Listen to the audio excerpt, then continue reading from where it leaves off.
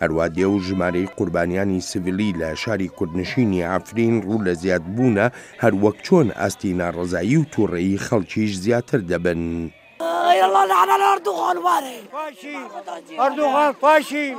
نەخۆشخانەکانی عەفرین پڕن لە برینداری خەڵکی سڤیل بەهۆی لەشکرکێشیەکانی تورکیاوە.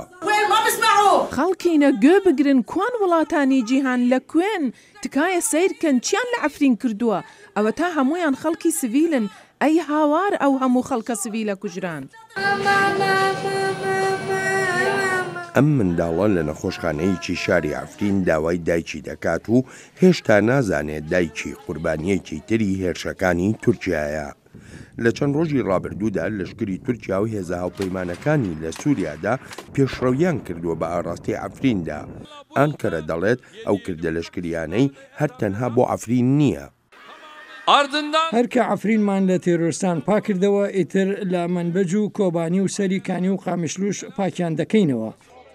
لەگەڵەوەشدا ڕۆژانە تەرمیندایان قوربانی ئەو هێرشانەی تورکیا لە عەفرین و ناوچەکانی دەوروبەری بە خاک دەستپێریان بەڵامەوە نەبۆتە مایی هێوربوونەوەی ناڕەزایی و تووڕەیی شەقامی کوردی لە سووریادا. ئەم بەشنی ئەردۆغان عەفرین نەجێتە تێ زاروکات بکوژێت هاتیە زاروکات بکوژێت دەکردنەوێ دەرێت عەفرین نەجێتە بەگەرە.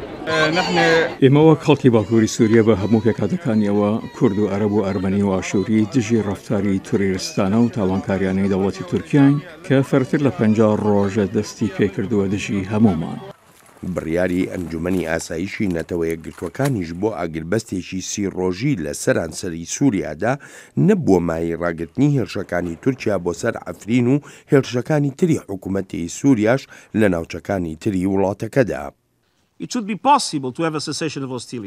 پێویستە دەرفەت هەبێت بۆ ڕاگررتنی شەرەنگیزیەکان، پێویستە دەرفەتی گەیاندنی کۆمەکان هەبێت، پێویستە بوارێک هەبێت بۆ گواستنەوەی نەخۆش و بریندارەکان، پێویستە شیانی هەڵگرتنی گەماڕەکان هەبن، پێویستە گەیاندنی کۆمەکان بە تەواوی بۆ خەڵکی سووریا خێرا بکرێن. ئێمە لە پێناوگەری سووریادا ناتوانین دەستبەرداری ئەو پێویستیانە بین. ئەم جۆرە ڕاگەیاندنانەی نەتەوە یەکگرتوەکان دادی خەڵکی عەفرین نادات. هاتنا بيشيا أم منظمة الأمم المتحدة أم دبيجن أم هاتنا مدنجك يخد بيجنا جوارا أم بيجن تشزم بيفا زاروك يا فا كسيب والعفريني زاروك هاتنا كوشن أم بيجن كا واتشي قوتيا قوتنا واتشيا شغالية واتشنا اجدوه فام هاتنا فيديم اعتصام تكون إيروجي وروجات دوايا. تورکیا ئەوی لە شاری عەفرین بڕیوە بەهۆی هێرشەکانیشیەوە خەڵک ڕیز دەبەستن بۆ بەدەستهێنانی ژەمە خۆراکی ڕۆژانە. دانیشتوانی کورد لە سووریا لە نیگەرانیەکی قوڵیشدا دەژین بەهۆی بێدەنگی کۆمەڵگەی نێونەتەوەیی لە بەرامبەر هێرشەکانی تورکیا بۆ سەر ناوچەکانیان.